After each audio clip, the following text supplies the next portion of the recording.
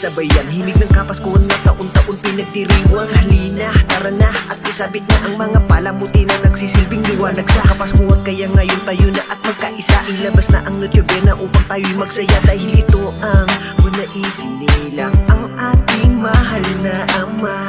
Tayo na at magsimba ang gabi at itama na lahat ng mali.